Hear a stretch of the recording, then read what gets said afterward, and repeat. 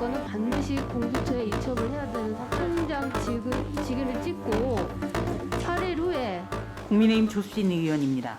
대장동 부패 게이트 관련해서 키맨이라고 불리는 유동규 씨가 배임 혐의로 구속이 됐습니다. 처장님 알고 계시죠? 네, 언론 네. 보도를 통해서 봤습니다. 배임 등이죠. 뇌물 혐의도 있으니까.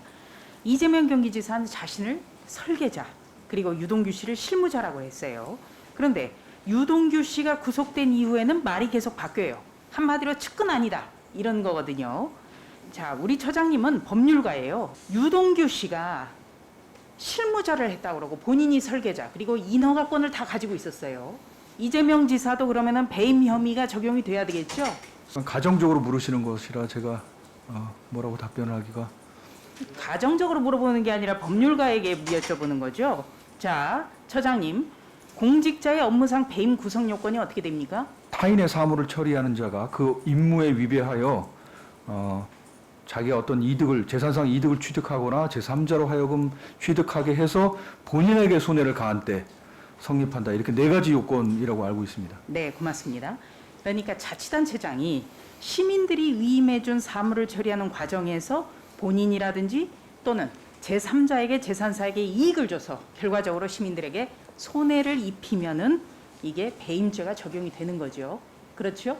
제가 잘 해석하고 있죠? 예, 구성 요건은 그렇습니다. 네, 고맙습니다. 이재명 지사가 스스로 설계자라고 그랬고 유동규 씨는 실무자라고 했어요.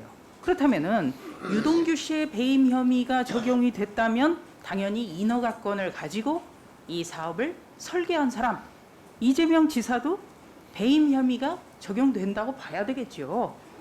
처장님, 시민단체가 이재명 지사를 배임 혐의로 고발한 사건 최근 검찰에 이첩했죠? 네, 네. 이 지사가 성남시장인 시절에 발생한 사건이기 때문에 공수처법 요건에 해당되지 않는다. 이런 취지로 알고 있습니다. 맞습니까? 네. 그런데 이거 검토하는데 2주나 걸렸습니까? 뭐 기초 조사를 하는 데는 사건마다 다르게 걸리는데요. 이 사건은 성남시장 시절의 사건 그 업무상 배임 사건으로 고발장이 구성되어 있습니다만 고발인을 불러서 그거 외에 다른 사실관계나 증거관계를 제출할 것이 있는지 의견을 듣고 그러면은 그리고 저희가 이제 2주라는 시간이 걸린 것 고발인 조사했어요? 예, 고발인 조사 고발인 조사했습니까? 네. 네. 그러면 고발인에게는 공수처는 시장 시절의 배임 혐의에 대해서는 수사하지 않는다. 그것도 설명해 줬습니까? 그거는 이제 수사 과정에서 아마 그런 것으로 알고 있습니다. 그러니까 안내를 해줬다고 그렇게 알고 있다는 거죠? 그렇게 알고 있습니다. 네. 그런데 이거 검토하는데 2주나 걸립니까? 고발인하고 일정 조정해서 실제로 오는데 좀 시간이 걸렸던 것 같고요. 그렇다면 자세한 기초 조사는 이루어졌다고 생각하십니까? 예, 충분한 기초 조사가 이루어졌다고 생각합니다. 네. 그렇다면은 검찰이 지금 수사 단초로 삼고 있는 것이 이른바 정영학 녹취록이죠.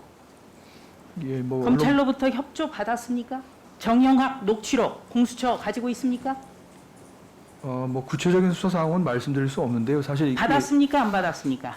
왜냐하면 정확한 수사를 해야 되지 않습니까?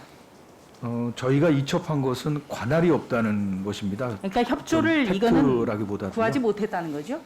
안 받았다는 거죠? 거기에 대해서는 이제 진행 중인 수사 사건이기 때문에 제가 말씀드리기가 좀 자, 곤란합니다. 수사 단초는 이른바 정영학 녹취록이에요. 그런데 정영학 녹취록은 지금 검토를 안 했습니다. 그러니까 여권 관련 수사가 곤혹스럽다는 건 아니겠어요? 특히 여당의 대선 후보까지 된 분인데 그렇죠?